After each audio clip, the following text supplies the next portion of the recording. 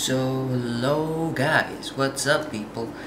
So it's Thursday, meaning I'm gonna give you a nice photography tips and tutorials. So I posted this video I think months ago about the basic stuff you need to learn about your DSLR, and those are the three main important things: your aperture, your shutter speed, and your ISO settings. Now let's talk about these things a bit. Now I'm gonna first start off with the aperture. Aperture is the coolest thing you can learn about photography. So what is aperture? Aperture is basically how big your lens is. You see, look at that. You see the circle, the hole inside? That's aperture. And this is the maximum aperture, meaning the smallest f number you can have. On this it's 1.8, so it's obviously this big. And obviously if you go down to f22 or something like that, a higher minimum f value, it's gonna get smaller and smaller. I'm gonna have a picture right here somewhere showing you the differences. So as you can see, now I'm gonna show you the picture. As you can see now, it's an f1.8. Okay, so you can see how wide it is, and now it's getting down, down, and down, f11 or so. And then you can see now the iris is closing in, and so it's getting smaller and smaller every time the number increases. Now there's a side effect to it as well, and obviously you know that your sensor needs to capture light in order to take the picture. So if your aperture blades are closing in real tight, obviously not much light are getting through it, so that could make the picture go darker or so. But that's not the thing. The thing about aperture is the depth of field. What is depth of field? Let's say, for example, you're about to take a picture of this Rubik's Cube right here. Now, if you have a maximum aperture of f1.8, f3.5 or so, you're gonna have a shallow depth of field. What is that? So that means that only this will be in focus, but then the rest in the front and the back isn't. So this is an example of the shallow depth of field. You can see now the Rubik's Cube is really in focus, but I'm not in focus. So that's what happened if you have a shallow depth of field with a maximum aperture number. So obviously if you put down the aperture blade, so make it smaller, let's say f11 or so, everything is going to be crisp, clear, so all of it will be in focus, and what they call it is a deep depth of field. So for example, this Rubik's Cube right here, Rubik's Cube will be in focus, everything else including me, the background, the foreground will be in focus as well. Now the next thing we're going to talk about is the shutter speed. Shutter speed, let's say shutter speed is actually, your camera, your DSLR is actually a mirror. You know, a mirror like that. You can see when you're taking off your lens and you take a picture, your mirror goes up and comes down again. That moment when the mirror goes up, it captures all the light inside your sensor, which turns out to be the picture, and then goes down. And then during those time, it's called the shutter speed. There's some shutter speed range, depends on camera. It can range from 4,000th of a second up to 30 seconds, or yeah, something like that. And that means you can set it so that your shutter speed can go really fast, like 200 of a second to freeze the action, or it can go up to 2 seconds to make blurry effect or stuff.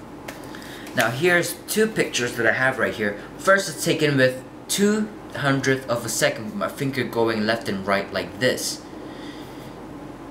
Okay, as you can see. Now my finger is dead still like that, and it's not moving, it freezes it.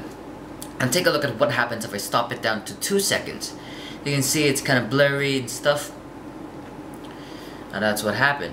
That is a side effect actually. You can freeze action and then stop action. And obviously if you have a faster shutter speed, like a 200th of a second, 60th, even 100th of a second, obviously you're gonna get darker images rather than 2 seconds intervals. 2 seconds shutter speeds. And to compensate that, you can either have a flash or set your ISO speed higher, or set your aperture, maximum aperture lower, let's say 1.8 or so. And if that doesn't work, then you're gonna have, what do you call that, you're gonna just use flash. That's the best way to think of. Now, the next thing we're gonna talk about is ISO. What is ISO? The full word, I don't know, but it's something related to light sensitivity of your camera. So your camera has a range of ISO settings. Mine has 100 up to 12,800. That means the light is gonna be sensitive, more sensitive, going from the range of 100, and then going up to 12,800 is gonna be more sensitive. Let me rephrase that. So let's say, for example, your ISO is at 100. It's gonna capture less light into your sensor, but then if you're capturing your picture at 12,800, you're gonna capture more light into your sensor. So the sensitivity is higher than 100. But there's a side effect to it. The side effect is what they call as noise or color noise. Something like that, noise. So the side effect is that if you're in a higher ISO, let's say 6,400, 12,800, you're gonna notice some noises in your picture. Not audible noises, but visual noises. You can see dots of unwanted colors in your picture. And then, but if you stop it down to 100, 200, 400, it's not really that much noise to it. It's gonna be crisp, full color, cool stuffs, okay? But obviously, if you're shooting like in this room right here, it's pretty dark, and if you're shooting it at 100 ISO, and obviously your shutter speed is gonna be like around 2 seconds or 3 seconds probably. So you're gonna step it up into 6,400 ISO to compensate that.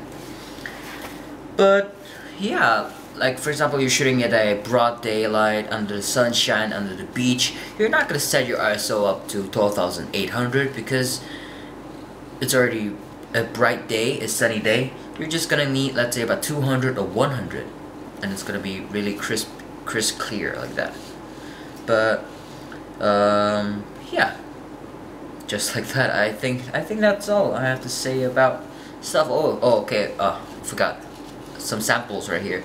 This is taken at 100, and it's going up the range up to 12,800. You can see that from 100, the shutter speed is really slow, but then you're gonna get nice and crisp colors right there, cool colors. But if you're stopping it up to 12,800, or probably 1 or 2 stops lower, you're gonna see some noises in there, and it looks like it's taken out from a phone. Just take a look, it's really cool. But obviously you can edit it in Photoshop to reduce the noise and so on.